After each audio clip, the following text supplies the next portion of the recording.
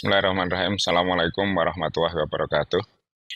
Saat ini saya akan membahas sekilas a very brief discussion on the theories on placemaking. Eh, Beberapa teori yang secara fundamental akan membentuk pemahaman kita tentang placemaking.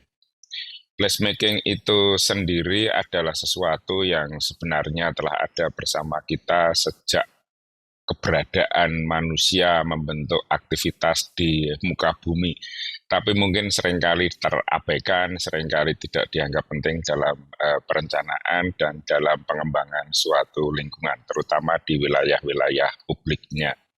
Setiap orang dari kita adalah placemaker, kita pencipta tempat. Anak kecil pun memiliki gambaran atau memiliki ekspektasi tentang lingkungannya dan berusaha untuk menuangkan mimpinya ke dalam lingkungan tersebut.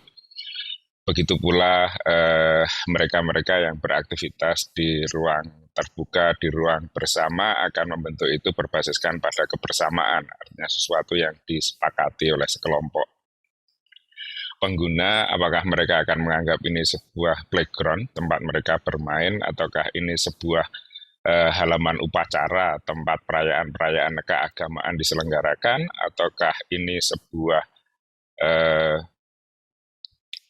tempat perdagangan yang karena situasi pandemik lalu kita mentransformasikan jalan menjadi tempat perdagangan.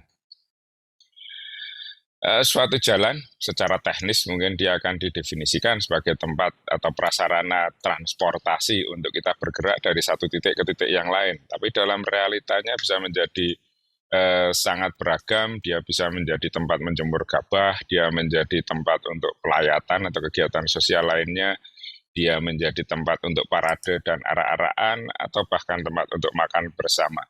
Segala sesuatunya dapat dikembangkan berdasarkan pada pemahaman kita terhadap ruang, pemahaman kita terhadap tempat, dan bagaimana kita akan menghadirkan diri kita dalam tempat tersebut. Definisinya sebenarnya simpel. Kalau dalam bahasa yang sederhana mungkin placemaking adalah making place or the process of making place by people for the people. Tapi mungkin kalau lebih scholarly, sebagaimana didefinisikan oleh Hernando Santos, bahwa placemaking can be understood as an intentional process of situating, revealing, and creating meaningful environments, emphasizing on the people's engagement with the environments, with ecologies, and with each other. Sehingga di situ yang ditekankan adalah pada kesengajaannya, bukan sekedar saya menjatuhkan atau meletakkan sesuatu yang akan membentuk ruang yang bermakna dengan menekankan pada keterlibatan antara kita sebagai pengguna dengan lingkungan, dengan sistem-sistem sekitar kita, dan di antara kita sendiri.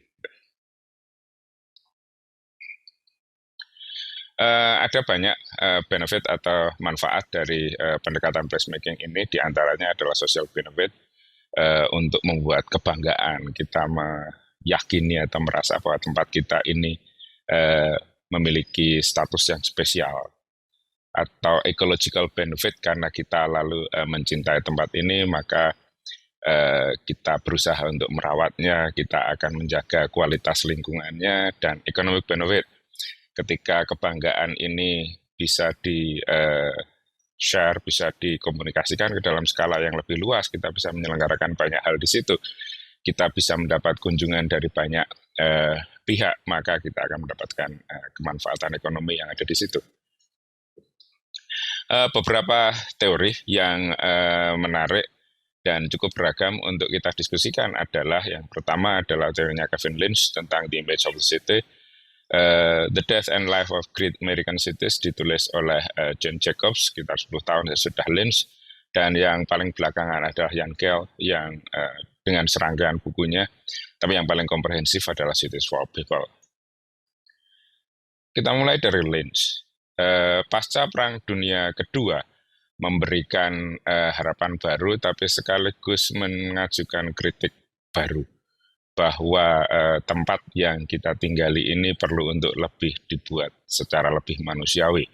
Merayakan teknologi ternyata ada batasnya, dan manusia ingin menciptakan tempat yang lebih bermakna.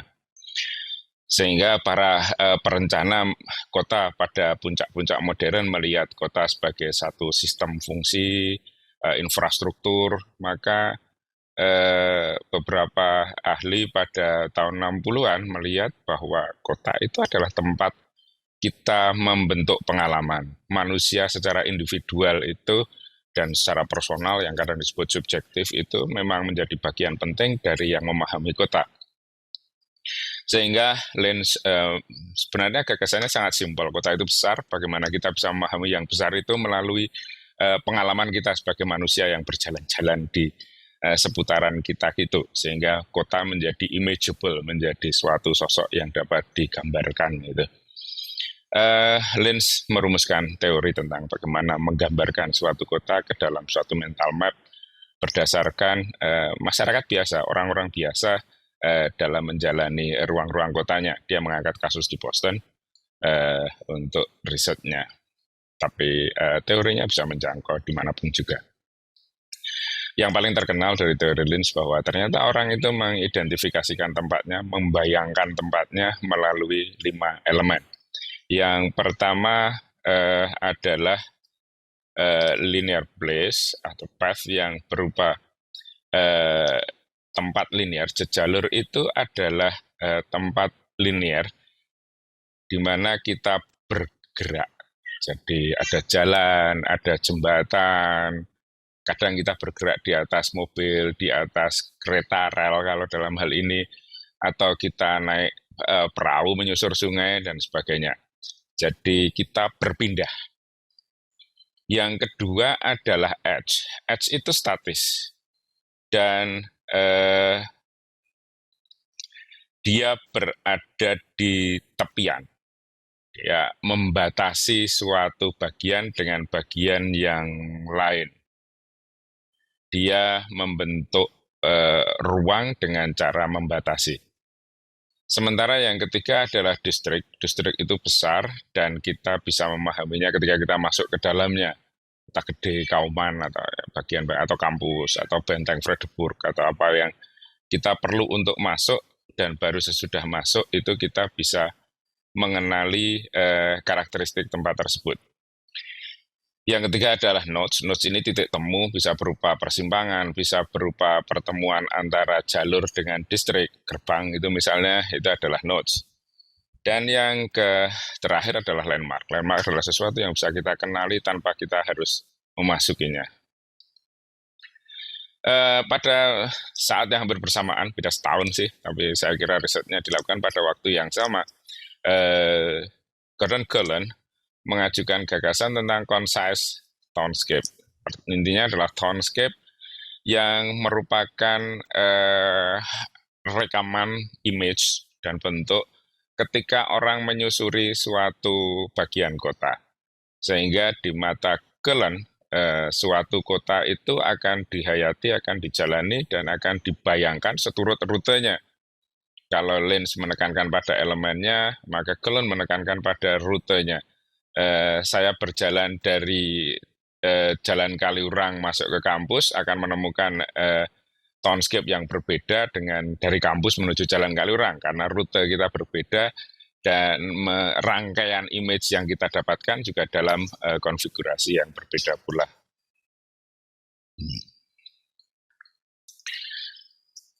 Kalau harus ada seorang tokoh yang disebut paling fundamental atau paling penting perannya dalam membentuk townscape ini, dalam membentuk placemaking ini, maka orang itu adalah Jane Jacobs. Ini adalah tokoh revolusioner yang kalau kita mungkin membayangkan the power of mak-mak in the real sense, itu adalah Jane Jacobs itu. Dia sama sekali bukan ilmuwan, dia adalah ibu rumah tangga, pernah kuliah 2 tahun dan nggak selesai, kadang nulis, dan dia selalu menekankan I'm a housewife, saya adalah ibu rumah tangga. Tapi ibu rumah tangga yang memiliki daya kritis yang luar biasa sehingga dapat mengajukan teori yang membongkar nyaris semua teori urban planning yang pernah ada.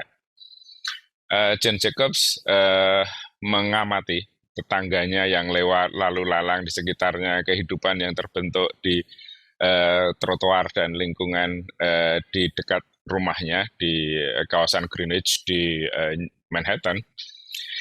Lalu dia mengajukan gagasan bahwa suatu kota akan memiliki kemampuan untuk melayani semua orang hanya jika dan ketika itu dirancang oleh setiap orang. Artinya participatory is a must. Partisipasi adalah sesuatu hal yang wajib kalau kita ingin agar kota kita itu melayani banyak pihak. Saat itu Wali Kota New York Robert Moses sedang merencanakan untuk membuat freeway yang akan menggusur banyak bagian kota di New York demi jalan layang, dan Jacobs mengkritisi itu habis-habisan, demonstrasi di sana-sini, serta menulis buku yang sangat fundamental yang berjudul The Death and Life of Great American Cities. Dan karena dia bukan hanya menulis, tapi juga membuat gerakan-gerakan, maka gerakan placemaking sangat terinspirasi oleh apa yang telah dilakukan oleh Jacobs.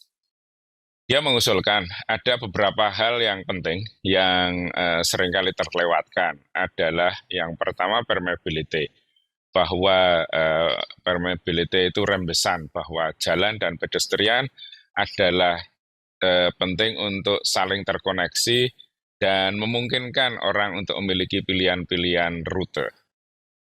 Yang kedua adalah guna campuran. Waktu itu yang paling populer atau yang menjadi ideologi dari para perencana adalah kegunaan tunggal. Ada kawasan hunian, ada kawasan komersial, dan sebagainya. Maka Jacobs enggak, ya. Kota itu adalah beragam. Maka dia menekankan pada kegunaan yang beragam. Yang ketiga adalah density, kepadatan. Semakin padat, maka orang semakin dekat dari rumah menuju ke tempat yang dia memerlukan layanan, maka dia akan memerlukan rute yang lebih pendek.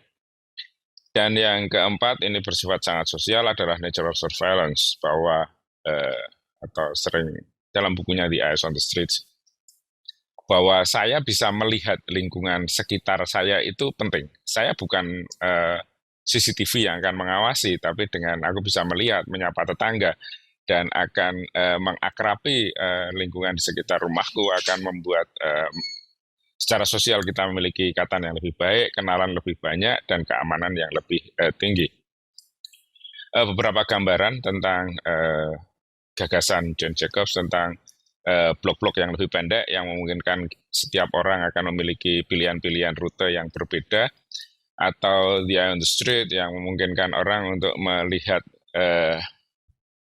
lingkungan sekitarnya, apa yang akan terjadi di ground, akan terlihat dari halaman, dari teras, dari balkon, dari jendela, sehingga orang akan senantiasa memiliki keterlibatan secara sosial dan visual dengan ruang-ruang kota. Dan ketika ini ada peneliti berikutnya yang ngecek itu, semakin rendah kecepatannya, semakin padat kendaraannya, maka semakin banyak kenalannya. Nah, ini penting agar kita tidak tinggal di dalam satu sel dan terasing dengan lingkungan sekitarnya, tapi bahwa kita memang berada di dalam satu komunitas yang hidup. Tokoh berikutnya yang akan kita diskusikan di sini adalah Jan Gehl. Jan Gehl lahir di Copenhagen, banyak berkarya di sana, dan menarik. Ternyata peran perempuan dalam placemaking ini luar biasa. Gehl tadinya arsitek yang biasa saja, tapi ketika tahun 60-an dia menikah dengan seorang ahli psikologi, maka Gehl menjadi sangat tertarik pada pemahaman terhadap diri manusia.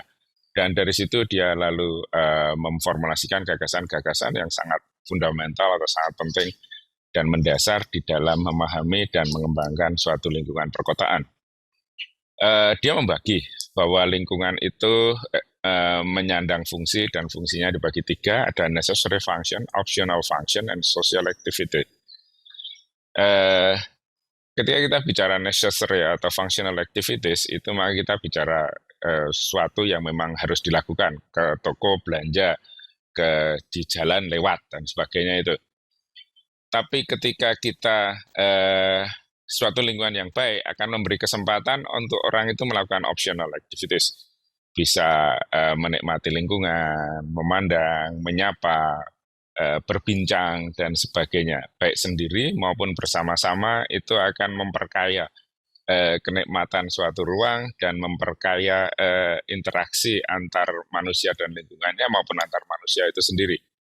Dan ketika itu berkaitan dengan sesama manusia, maka mereka akan membentuk social activities di dalam public space. Social activities may include children's play, greetings, and conversation, communal activities of various kind, or simply seeing and hearing other people, mendengarkan, berbincang, anak-anak bermain, dan sebagainya. Itu adalah social activities yang terbentuk karena ada optional activities yang kita lakukan bersama-sama. Dia pertama menulis buku Life Between Buildings tentang bagaimana menarik perhatian bukan pada bangunannya, tapi pada lingkungan di luar bangunan itu, lalu banyak tulisannya dirangkum di dalam Cities for People. Dia memiliki satu statement yang sangat baik yang sebenarnya ditulis pada waktu dia menyusun chapter tentang the future of urban design, yang menyebutkan bahwa life, spaces, building, and in set order please. Kehidupan, ruang, baru bangunan, dan urutannya seperti itu, please. Karena kalau sebaliknya itu nggak jalan gitu. Jadi ketika kita ingin mengembangkan suatu tempat, maka yang pertama kali dia mengajak adalah bayangkan what kind of life yang akan kita dapatkan di sini, asiknya kayak apa gitu kan. Baru kita mencipta ruangnya, sesudah itu merumuskan arahan untuk bangunannya. Logical sequence-nya seperti itu, sequence logisnya seperti itu. Meskipun dia menekankan juga bahwa ya sebenarnya di dalam prakteknya idealnya ketiganya dilakukan bersama-sama, tapi jangan sampai terbalik bahwa kita sudah mantap dengan bangunannya tapi tidak punya mimpi tentang kehidupan macam apa yang akan kita kembangkan di sini. Di dalam Cities for People dia menyusun daftar isi yang sangat komprehensif itu. Pertama dia menekankan pada human dimension, betapa manusia terpuruk di sela-sela kendaraan itu. Lalu senses and skill tentang indera dan skala, ini membuat kota yang sensibel itu penting sekali. Bahwa kita bisa menyentuh, bisa merasakan, mendengar sesuatu, lihat sesuatu. Biasanya kita hanya berhenti pada melihatnya saja. The lively, safe, sustainable, and healthy city. Dia menyebutnya ada 4 benefit dengan satu strategi. Bahwa kita mendapatkan kota yang hidup, kita mendapatkan kota yang aman, sustainable, berkelanjutan, sekaligus sehat. Maka kita perlu untuk menghayati the city at the eye level, sebagaimana Kevin Lynch dan Gordon Cullen melakukannya, maka dia melengkapinya. Kalau Cullen dan Lynch mungkin lebih banyak memahaminya dari segi bangunan atau benda-benda fisiknya saja, maka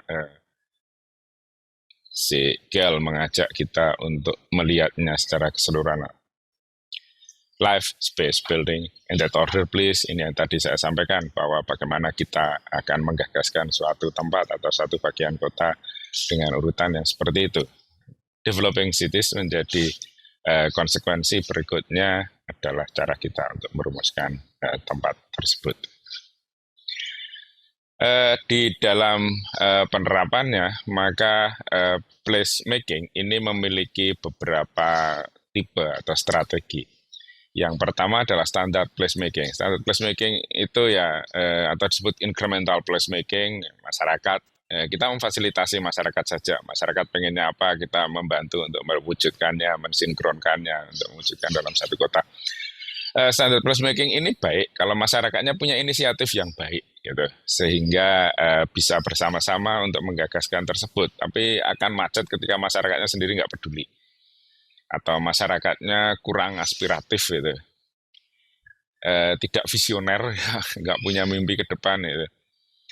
Yang kedua adalah strategic placemaking. Ketika masyarakatnya lesu, orang tidak banyak ke situ, maka perlu untuk mengembangkan pilihan-pilihan transportasi. Jadi biasanya adalah dengan mengembangkan layanan dan infrastruktur yang akan menunjang untuk kehidupannya. Kita akan mulai dari prasarana yang strategis. Yang ketiga adalah creative placemaking. Para seniman suka ini adalah dengan memicunya. Itu gimana kalau kita membuat satu sculpture di sini ya, atau kita membuat satu plaza yang estetik di sini ya, yang akan diharapkan disukai oleh masyarakat itu. Walaupun kita juga menjalin komunikasi, tapi inisiatif datang dari para kreator tersebut.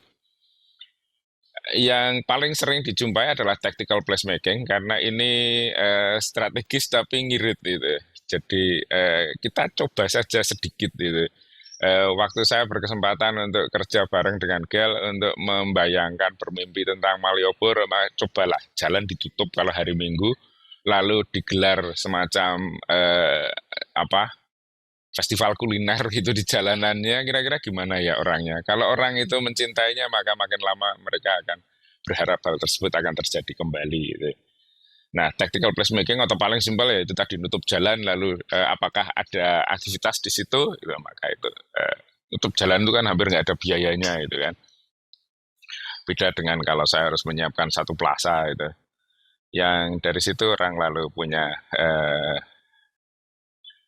keinginan untuk merespon taktis tersebut gitu. Bersama dengan timnya, Kel juga menyusun panduan riset untuk how to study public life. Kalau ini semacam dibaca berbarengan dengan Kevin Lynch akan menjadi sangat baik. Kalau sana kan how to study public space-nya itu kan. Sekarang kita how to study public life-nya. Beberapa pertanyaan mendasar yang penting untuk kita ajukan. Kelihatannya sepele, tapi ternyata itu menjadi sangat penting. Adalah yang pertama, how many? Berapa banyak sih orang yang menggunakan ini? Kalau kita bicara Malioboro, Malioboro itu kelebihan, kekurangan, atau berapa? Jangan-jangan kita nggak pernah hitung itu. Berapa, kalau weekend berapa, kalau weekdays berapa, kalau siang berapa, kalau malam berapa, sehingga kita punya bayangan dan bisa membandingkan dengan tempat yang lain. Apakah tempat ini cukup atraktif, cukup menarik untuk dikunjungi dan orang berminat untuk ke situ. Yang kedua, siapa sih mereka itu?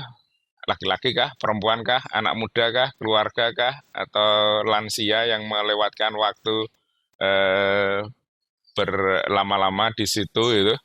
Ini akan memberikan gambaran tentang segmen yang menggunakan orang setempat kah, wisatawan kah itu. Yang akan nanti ketika kita meresponnya dengan desain atau dengan action itu menjadi konkret itu. Where? Ya di situ jelas, tapi where itu mungkin lebih detail itu ya. Apakah mereka lebih suka di pinggir jalan, di bangku, di bawah pohon, di pertigaan? Kalau dulu di kilometer 0 itu selalu penuh dengan orang yang nggak jelas. Mereka itu ngapain itu, duduk aja di atas motor. Berarti yang where-nya menjadi spesial. What are they doing? Mereka ngapain sih di situ sendirian, melamun saja, ngobrol dengan temannya, berbincang dengan kelompok yang lebih besar, atau makan, ataukah mereka lebih pasif sifatnya tapi menikmati. And for how long gitu? Berapa lama sih segera pindah, ataukah ada tempat-tempat tertentu yang orang akan lebih lama di situ ketimbang di tempat yang lain gitu. Nah, itu di antara hal-hal yang bisa diriset agar kita memiliki gambaran yang baik tentang ruang publik tersebut. Begitu, jadi kita punya gambaran tentang bagaimana menstudi ruangnya, bagaimana menyusun strategi placemaking-nya, dan bagaimana menstudi kehidupan yang ada di situ. Terima kasih. Assalamualaikum warahmatullahi wabarakatuh.